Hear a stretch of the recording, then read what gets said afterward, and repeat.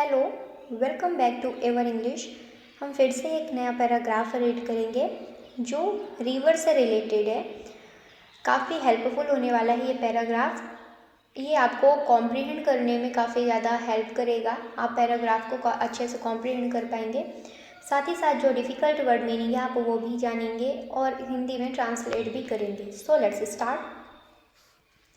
The role of rivers in human life, यानी कि नदियों का मानव जीवन पर क्या भूमिका है। The role of rivers in human life, मानव जीवन में नदियों की भूमिका। Rivers are one of the most significant natural resources on earth. Rivers यानी कि नदियाँ are one of the most significant यानी सबसे ज़्यादा महत्वपूर्ण नेचुरल रिसोर्सेज में से एक हैं ऑन अर्थ, यानी पृथ्वी पर सबसे ज़्यादा महत्वपूर्ण नेचुरल रिसोर्स यानी प्राकृतिक संसाधन में से एक है। कौन? नदियाँ। नदियाँ काफ़ी ज़्यादा हेल्पफुल हैं हम ह्यूमन बींग्स के लिए।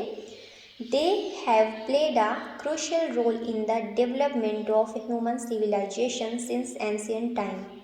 They have played a crucial role, इन्होंने निभाया है क्रूशियल रोल यानी महत्वपूर्ण भूमिका in the development of human civilization. मानव सिविलाइजेशन यानी क्या होता है?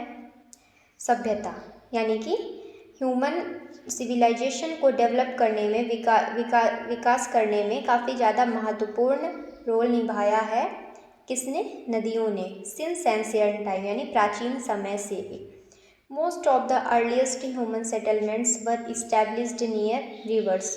बहुत सारे मोस्ट ऑफ द अर्लीस्ट यानी बहुत सारे जो अर्लीस्ट पुराने ह्यूमन सेटलमेंट्स थे, निवास स्थान थे, वर इस्टेब्लिश उनका वो स्थापित हुए थे नियर रिवर्स यानी नदियों के ही आसपास। बिकॉज क्योंकि दे प्रोवाइडेड फ्रेश वाटर, ये जो नदियाँ होती हैं वो प्रोवाइड करती हैं, प्रदान करती हैं फ्रेश वाटर यानी ताज़ा पानी, for drinking, farming and other daily needs. For यानी फॉर ड्रिंकिंग यानी पीने के लिए, फार्मिंग के लिए, खेती किसानी के लिए, और डेली नीड्स और भी जो रेगुलर जो दैनिक जीवन में ज़रूरतें होती हैं उन सबको भी नदियाँ पूरा करती हैं।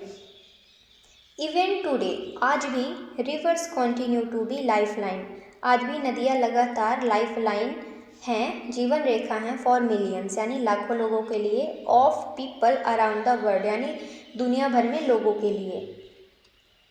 One of the most important roles of river is in agriculture, जो सबसे ज़्यादा महत्वपूर्ण भूमिका है नदियों का इज़ इन एग्रीकल्चर, वो कृषि में है। River supply water for irrigation, नदियाँ सप्लाई करती हैं वाटर, नदियाँ पानी सप्लाई करती हैं फॉर इरिगेशन यानी सिंचाई के लिए। Which helps in the growth of crops, जो हेल्प करता है वृद्धि करने में फसलों की।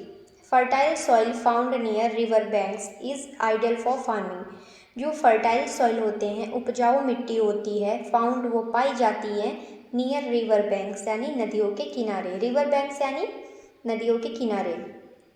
इज़ आइडियल फॉर फार्मिंग, जो कि काफ़ी ज़्यादा आइडियल होती हैं, अच्छी होती हैं फॉर फार्मिंग यानी खेती किसानी के लिए, कृषि के लिए।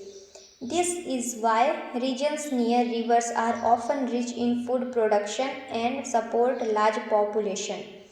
इसी वजह से दिस इज़ वाई, यही कारण है, this is why regions near rivers यानी कि जो नदियों के किनारे की क्षेत्र हैं, रीजन्स हैं, are often rich in food production, वो काफ़ी ज़्यादा रिच होते हैं, काफ़ी ज़्यादा अच्छे होते हैं फूड प्रोडक्शन के लिए, भोजन उत्पादन के लिए, एंड सपोर्ट लार्ज पॉपुलेशन, और वहाँ पे काफ़ी ज़्यादा लार्ज पॉपुलेशन भी रह सकती है वहाँ पर, मतलब अलाउ करता है, समर्थन देता है।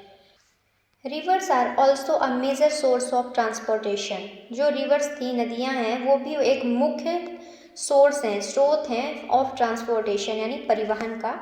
इन मैनी एरियाज़, बहुत सारे क्षेत्रों में, स्पेशली विशेष तौर से, इन द पास्ट यानी अतीत में, बोट्स एंड शिप्स, नाव और जहाज़ें, वर यूज्ड यानी उपयोग में लाई जाती थी, टू मूव गुड्स यानी गुड्स को, जो माल होता था उसको ढोने के लिए, ले जाने के लिए, and people across long distance यानी और लोगों को भी ले जाया जाता था, अक्रॉस यानी दुनिया भर में लॉन्ग डिस्टेंस यानी लंबी लंबी दूरी के लिए। इवन टुडे, आज भी some countries still use rivers for cargo transport.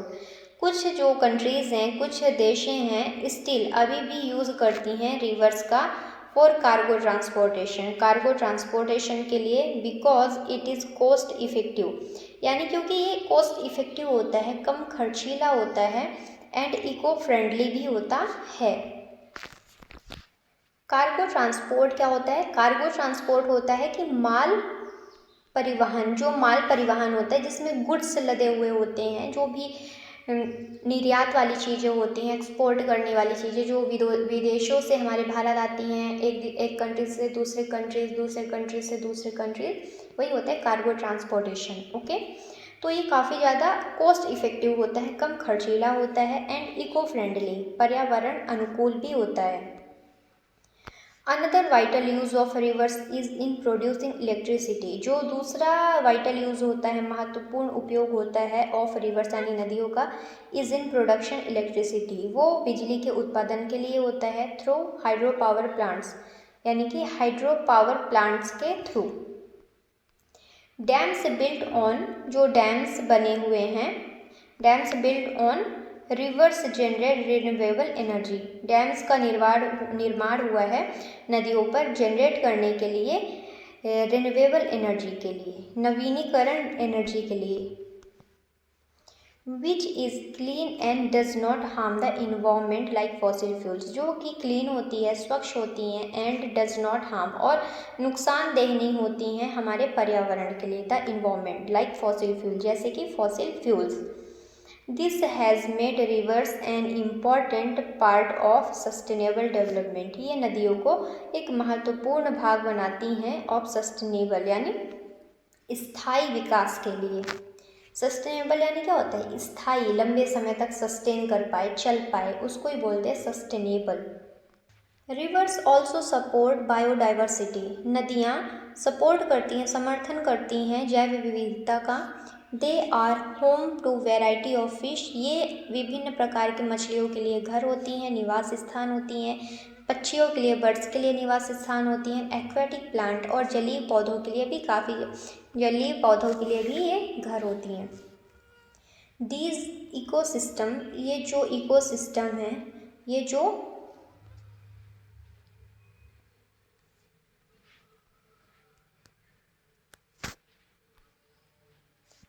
These ecosystems, ये जो पारिस्थितिकी तंत्र है, ये जो इकोसिस्टम है, डिपेंड करता है, निर्भर करता है ऑन क्लीन यानी स्वच्छ और फ्लोइंग वाटर टू सर्वाइव, और बहते हुए जल के लिए, टू सर्वाइव यानी जीने के लिए। इन एडिशन, इसके अतिरिक्त, इसके साथ साथ रिवर्स प्रोवाइड लिवलीहुड, नदियाँ आजीविका प्रदान करती हैं टू फिशरमैन यानी मछुआरों के लिए, एंड अदर कम्युनिटीज़ और अलग अलग समुदायों के लिए, that rely on water based resource, जो कि रिलाई होते हैं, डिपेंड होते हैं वाटर बेस्ड रिसोर्स यानी जल आधारित स्रोतों पर।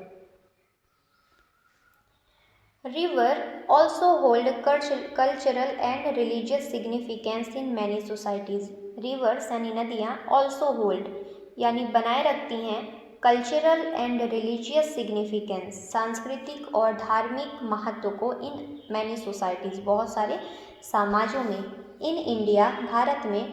फॉर एग्जाम्पल, उदाहरण के लिए, rivers like the Ganga and Yamuna, नदी जैसे कि गंगा और Yamuna, are worshipped and considered sacred, इनकी पूजा की जाती है, वर्शिप की जाती है, एंड कंसिडर्ड और माना जाता है सैक्रेड यानी पवित्र। सैक्रेड यानी क्या होता है? पवित्र। Festivals and rituals are often held near river banks. Festivals यानी त्यौहार और जो रिचुअल्स होते हैं, कर्म होते हैं, आर ऑफन, ये अक्सर हेल्ड किए जाते हैं, मतलब होस्ट किए जाते हैं, हेल्ड किए जाते हैं, मतलब मनाए जाते हैं, नियर रिवर बैंक्स यानी नदियों के किनारे। Showing the deep spiritual connection, ये दर्शाने के लिए कि गहरा स्पिरिचुअल यानी धार्मिक कनेक्शन यानी गहरा धार्मिक जुड़ाव को दर्शाने के लिए नदियों के किनारे अक्सर फेस्टिवल त्योहारों को, रिचुअल्स, कुछ रिचुअल्स होते हैं उनको भी वहीं पे किया जाता है, कुछ क्रियाकलाप होते हैं उनको भी नदियों के किनारे ही किया जाता है।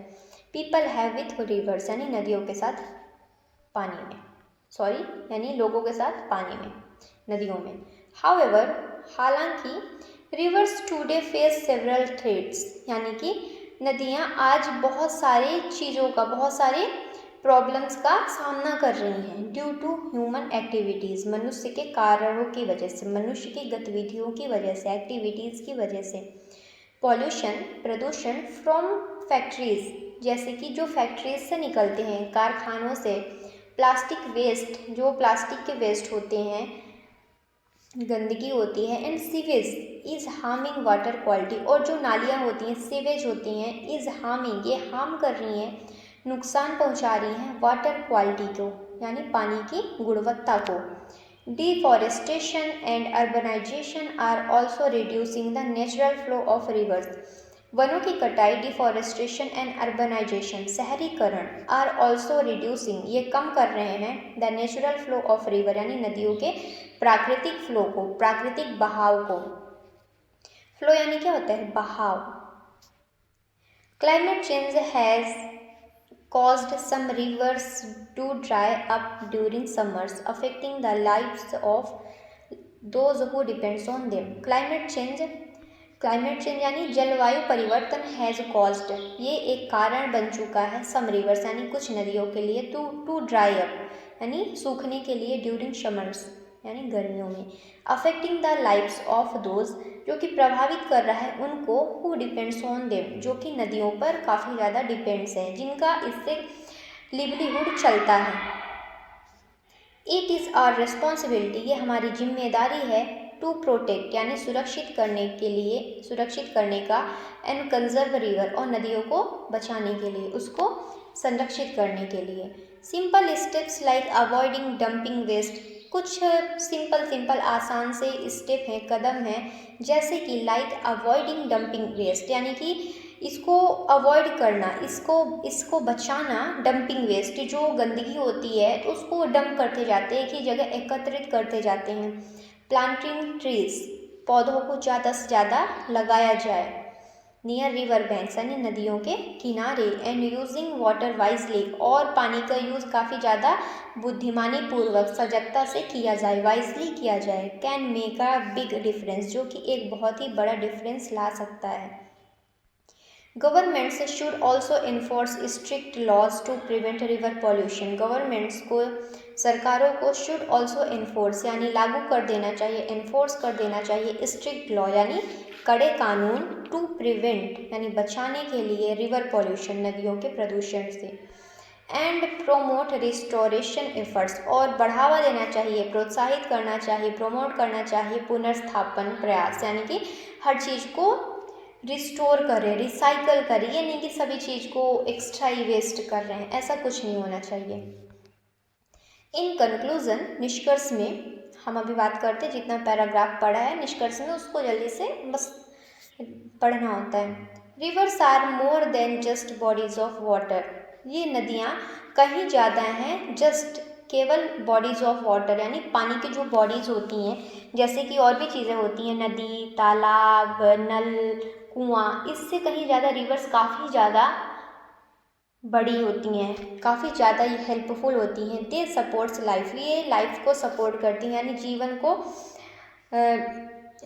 जीवन देती हैं, सपोर्ट करती हैं। प्रोमोट ग्रोथ, वृद्धि को बढ़ावा देती हैं, प्रोमोट करती, प्रोत्साहित करती हैं। एंड शेप सिविलाइजेशन, सभ्यता को भी आकार देती हैं। विदाउट रिवर्स, बिना नदियों के, life on earth would not be the same, बिना नदियों के पृथ्वी पर जीवन इसी तरह नहीं रहेगा, बिल्कुल सेम नहीं रहेगा। वी मस्ट रिकॉग्नाइज, हमको पहचानना चाहिए, देयर वैल्यूज़, इनके मूल्यों को, एंड एक्ट रिस्पॉन्सिबली, और हमको एक्ट करना चाहिए, हमको कार्य करना चाहिए जिम्मेदारी से, responsibly, to ensure they continue to benefit future generation, ये सुनिश्चित करते हुए, इंश्योर करते हुए, they continue to benefit future generation, ये लगातार कंटिन्यू बेनिफिट करेंगी, लाभ करेंगी फ्यूचर जनरेशन यानी आने वाले पीढ़ी के लिए, भविष्य के लिए। तो हमारा पैराग्राफ होता है ख़त्म। एक बार हम करते हैं वर्ड मीनिंग रिवाइज। जैसा कि पहली वर्ड मीनिंग है सिग्निफिकेंट। हम बहुत दिन से पढ़ते आ रहे हैं कि सिग्निफिकेंट यानी होता है महत्वपूर्ण। डेवलपमेंट यानी विकास। फ्रेश वाटर यानी ताज़ा पानी। लाइफ लाइन यानी जीवन रेखा। अगला वर्ड है एग्रीकल्चर यानी कृषि। ग्रोथ यानी वृद्धि। ट्रांसपोर्टेशन यानी परिवहन। नेक्स्ट इज कॉस्ट इफेक्टिव यानी होता है कम खर्चीला। इको फ्रेंडली यानी पर्यावरण अनुकूल। प्रोड्यूसिंग इलेक्ट्रिसिटी यानी बिजली उत्पादन। नेक्स्ट इज हाइड्रो पावर यानी जल विद्युत। रिन्यूएबल एनर्जी यानी अक्षय ऊर्जा या फिर नवीकरणीय ऊर्जा, जिसमें मतलब जिसे नया किया जा सके। एक होता है रिन्यूएबल एनर्जी, एक नॉन रिन्यूएबल एनर्जी। सस्टेनेबल यानी टिकाऊ, लंबे समय तक चलने वाला। बायोडाइवर्सिटी यानी जैव विविधता। लिवलीहुड जीविका। कल्चरल सांस्कृतिक। नेक्स्ट इज रिलीजियस धार्मिक। सिग्निफिकेंस महत्व। पॉल्यूशन प्रदूषण। डिफॉरेस्टेशन वनों की कटाई। अर्बनाइजेशन यानी होता है शहरीकरण। हमारा अगला वर्ड है स्ट्रिक्ट यानी कड़ा। रिस्टोरेशन यानी पुनर्स्थापन। रिकॉग्नाइज यानी पहचानना। बेनिफिट यानी लाभ। सिविलाइजेशन यानी सभ्यता। नेक्स्ट इज सेटलमेंट्स यानी बस्तियाँ। इरिगेशन यानी सिंचाई। फर्टाइल यानी उपजाऊ। रिवर बैंक्स यानी नदी किनारे। नेक्स्ट इज कार्गो यानी माल। इकोसिस्टम्स यानी पारिस्थितिकी तंत्र। एक्वाटिक यानी जलीय। सीवेज यानी नाली, यहाँ पे सीवेज लिखा हुआ, ओके। सीवेज यानी होता है नाली। थ्रेट्स यानी खतरे। ड्राई अप यानी सूख जाना। एनफोर्स यानी लागू करना। कंजर्व यानी संरक्षण करना। रिसोर्सेस यानी संसाधन। डिपेंड यानी निर्भर रहना।